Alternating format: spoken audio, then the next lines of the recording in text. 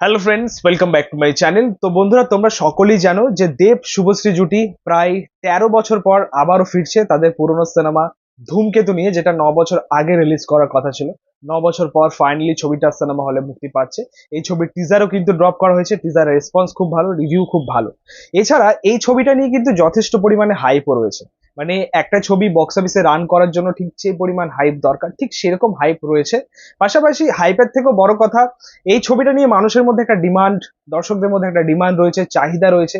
এবং এখান থেকে বলা যায় যে এই ছবিটা বক্স অফিসে রান করে যাবে, ভালো পারফরমেন্স দেবে, এটুকুনি বলা যায়।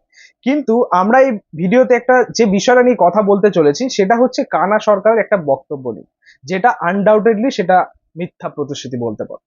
অ্যাকচুয়ালি একটা বাংলা ছবি আমরা যা দেখতে পাচ্ছি এখন, আমাদের বাংলা ইন্ডাস্ট্রির যা হাল, যা অবস্থা দেখতে পাচ্ছি, এখানে এই সময় দাঁড়িয়ে একটা ছবি 30-40 কোটি টাকা ইনকাম করা মানে সেটা সত্যি বলতে আমাদের কাছে একটা স্বপ্ন।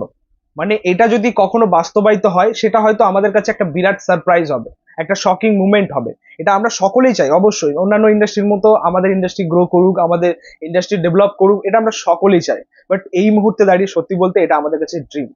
আমাদের ইন্ডাস্ট্রিতে যা অবস্থা, একটা বাণিজ্যিক ছবি, একটা একটা মশালা ছবি, একটা মশালা ছবি যদি আমরা খাদানের কথা বলি, সেটা 25 কোটি কালেকশন তুলতে হিমশিম খাচ্ছে। সেই জায়গায় দাঁড়িয়ে একটা সিরিয়াল মার্কা ছবি সেটা নাকি 30 কোটি কালেকশন তুলবে। মানে আমি এই ছবিটাকে মানে ছোট করছি না বা খারাপ বলছি না। সিরিয়াল মার্কা বলা মানে যে খারাপ করছি তা নয়।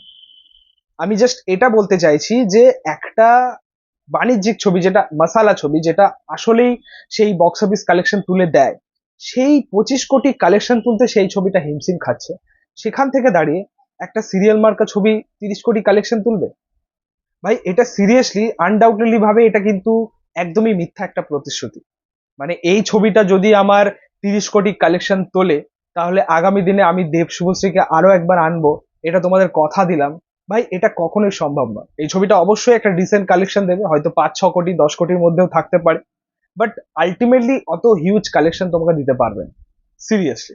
মানে একটা ছবি নিয়ে হাইপ রয়েছে বলে, দর্শকদের মধ্যে চাহিদা রয়েছে বলে যে এটা আকাশ ছোঁয়া কালেকশন এনে দেবে, অবশ্যই এই ছবিটা তো 3-4 কোটির মধ্যে, খুব সম্ভবত 3 কোটি বা 2 কোটির মধ্যে বানানো একটা সিনেমা।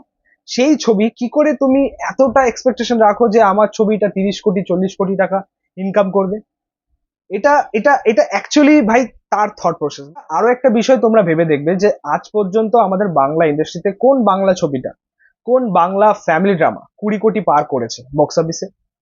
20 কোটি ছেড়ে দাও, 15 কোটি পার করেছে, সেটাও নয়। যদি 10 কোটি বলি তাহলে হয়তো এক দুটো সিনেমা লিস্টে আসবে। 15 কোটি বললে তো ওই লিস্টে আসবেই না। সো এই হচ্ছে ব্যাপার। মানে এটা অ্যাকচুয়ালি আমাদের কাছে একটা স্বপ্ন। যদি হয় অবশ্যই আমরা খুশি হব, আমাদের আমাদের কাছে একটা সারপ্রাইজ হয়ে দাঁড়াবে। বাট এটা অ্যাকচুয়ালি এই সময় দাঁড়িয়ে অসম্ভব আমাদের ইন্ডাস্ট্রির জন্য, আমাদের বাংলায় এটা অসম্ভব। হ্যাঁ, যদি তোমরা বলতে যে একটা হার্ডকোর কমার্শিয়াল সিনেমা আসছে যেটা দেব বা আমাদের জিদ্দা করছে, তাহলে বলতাম চান্স আছে। যদি একটা বড় বাজেটের কাজ হতো, বড় ব্যানারে বা বড় গ্র্যান্ডারে কোনো সিনেমা আসতো, তখন যদি এই কথাটা বলতো আমি বলতাম হ্যাঁ, হওয়ার চান্স রয়েছে, এবং সেখানে যদি জিৎ বা দেব থাকতো।